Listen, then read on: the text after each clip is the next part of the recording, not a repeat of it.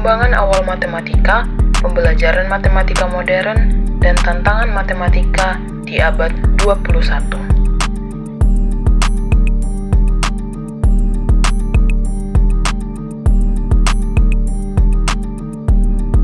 Matematika aslinya tidak seram, tetapi justru indah dan tersembunyi di sekitar kita. Karena dengan mengenal bidang pelajaran ini, kita mengenal bahasa untuk mempelajari alam semesta dan isinya, mengetahui jejak-jejak rahasia dunia yang tersebar di mana-mana. Dan itu semua hanya akan terjadi jika kita menganggapnya lebih dari hitung-hitungan dan rumus semata. Contohnya yaitu spiral pada Nautilus, memiliki perbandingan dinding cangkang, mendekati angka golden ratio pada matematika. Selanjutnya adalah urutan angka yang disebut bilangan Fibonacci terdapat pada jumlah kelopak bunga di alam. Selanjutnya ada bentuk geometri berupa heksagonal terdapat pada pola sarang lebah.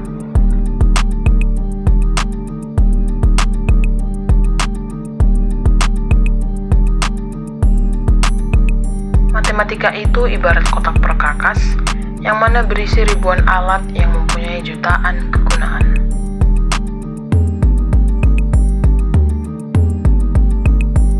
Alat inilah yang dipakai seluruh ahli dalam bidang apapun untuk menyelesaikan masalah yang kita hadapi sehari-hari, dari masalah kecil hingga masalah-masalah yang sangat rumit.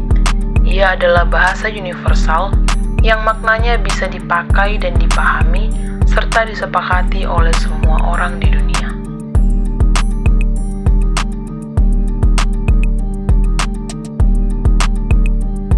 Dari manakah alat itu berasal? Manusia butuh puluhan bahkan ribuan tahun untuk bisa mengerti soal matematika.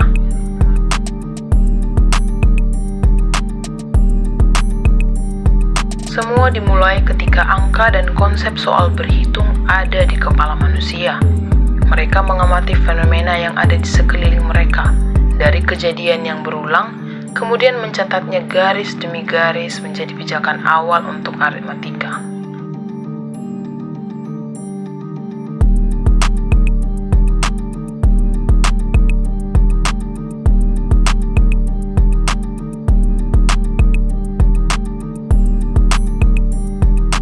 Sampai akhirnya, bangsa Sumeria mengganti garis menjadi simbol-simbol angka. Mereka menerapkan sistem angka basis 60 yang mereka gunakan untuk menghitung waktu, berdagang, dan membangun peradaban Mesopotamia, dan mengembangkan awal cabang ilmu matematika lainnya, yaitu geometri.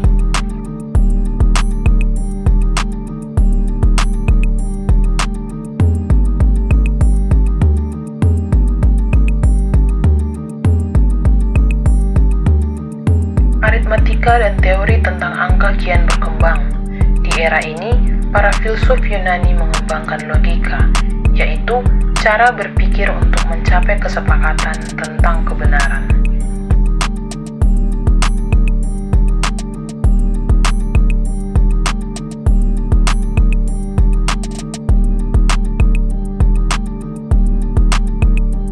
Lalu Plato mengamati semua unsur yang ada di bumi dan menafsirkannya dalam bentuk-bentuk 3 dimensi.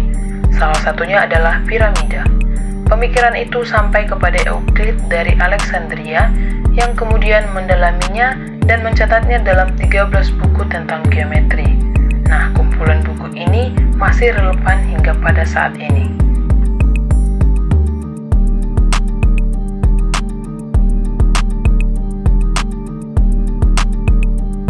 Sampai akhirnya, manusia naik level dalam berhitung. Bangsa Romawi kemudian menciptakan sistem penomoran lewat alfabet. Permasalahan lalu timbul. Angka yang mereka punya ternyata memiliki keterbatasan. Mereka kesusahan menghitung angka-angka super besar. Nah, bagaimana cara mengatasi masalah ini?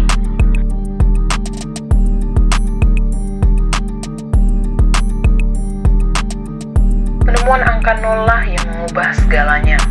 Benda bulat ini memiliki peran maha penting yang membuat kemajuan dalam bidang matematika sangat melesat. Manusia akhirnya bisa menghitung jauh lebih besar dan kompleks. Dari sinilah aljabar lahir, di dataran Timur Tengah oleh ilmuwan jenius Al-Khawarizmi yang membahasakan ide abstrak dan meringkas kata-kata menjadi formula persamaan matematika.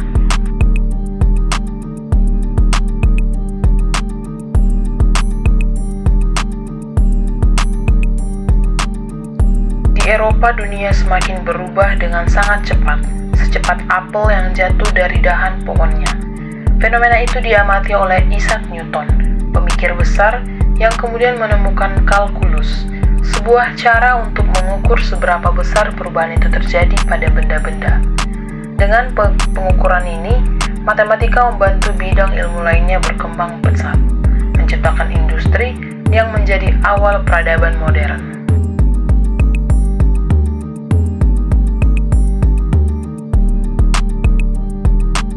Dan kini, setelah mengamati ruang di alam semesta, manusia lalu menciptakan dunianya sendiri yang mereka bangun dengan angka 0 dan 1, mencampurkan segala penemuan-penemuan matematika dari era-era sebelumnya dan mencampurkannya dengan penemuan baru di era matematika modern.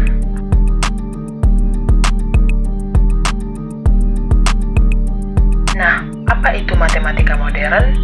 Matematika modern adalah proses peralihan dari matematika tradisional, karena adanya ketidakpuasan dengan matematika tradisional yang membuat Amerika tertinggal dari Rusia, yang diawali oleh Amerika mengadakan revolusi pendidikan, penemuan komputer, sampai pada New Math saat ini.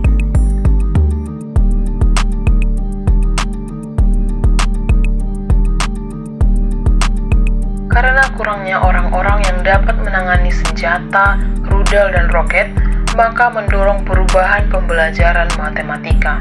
Resminya, pembelajaran New Math ini dimulai pada penerapan kurikulum 1975 yang juga dimunculkan karena kemajuan teknologi.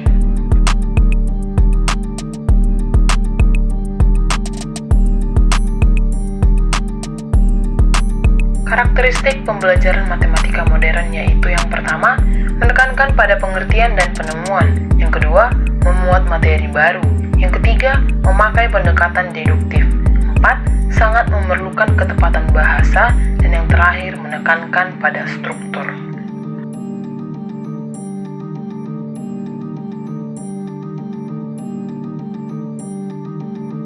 Tantangan pembelajaran matematika modern yaitu yang pertama, penerapan teknologi dalam pembelajaran.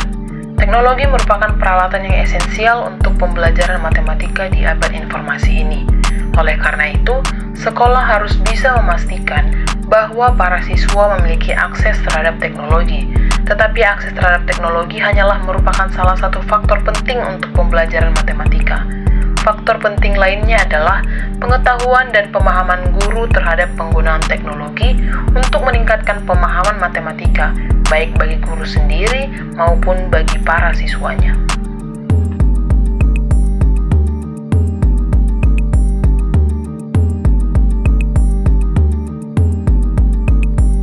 Implementasi kurikulum baru. Meskipun menyadari bahwa perubahan kurikulum merupakan suatu keharusan, tetapi penerapan kurikulum baru umumnya selalu mendapatkan resistensi dari para stakeholder, termasuk para pendidik. Penolakannya umumnya dipahami sebagai mengganggu kemapanan guru dalam melaksanakan pembelajaran. Padahal, sebagai seorang pendidik profesional, menurut Undang-Undang Nomor 14 Tahun 2005 tentang guru dan dosen, dituntut memiliki kompetensi kepribadian, kompetensi sosial, kompetensi pedagogik, dan kompetensi profesional. Dengan memiliki kompetensi-kompetensi tersebut, sudah seharusnya para guru dapat selalu siap untuk menerapkan kurikulum baru dalam pembelajarannya.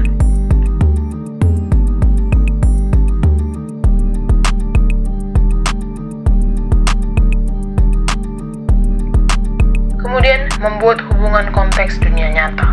Matematika bukan hanya fakta dan prosedur. Matematika termasuk juga konsep, hubungan, dan pola-pola.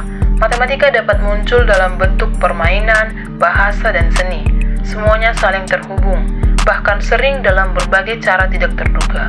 Oleh karena itu, aspek dalam pembelajaran matematika tersebut sangat diperlukan untuk mendukung mencapai kecakapan atau kemahiran yang diharapkan dapat diperoleh dalam belajar matematika, guna menguatkan gaya matematika atau mathematical power, yaitu yang pertama, belajar untuk berkomunikasi atau mathematical communication. Yang kedua, belajar untuk bernalar atau mathematical reasoning.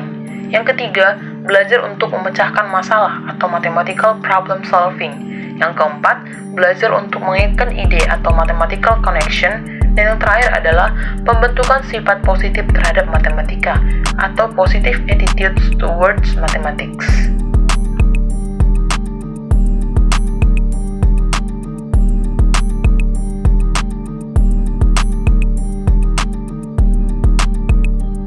Sekian penjelasan, terima kasih.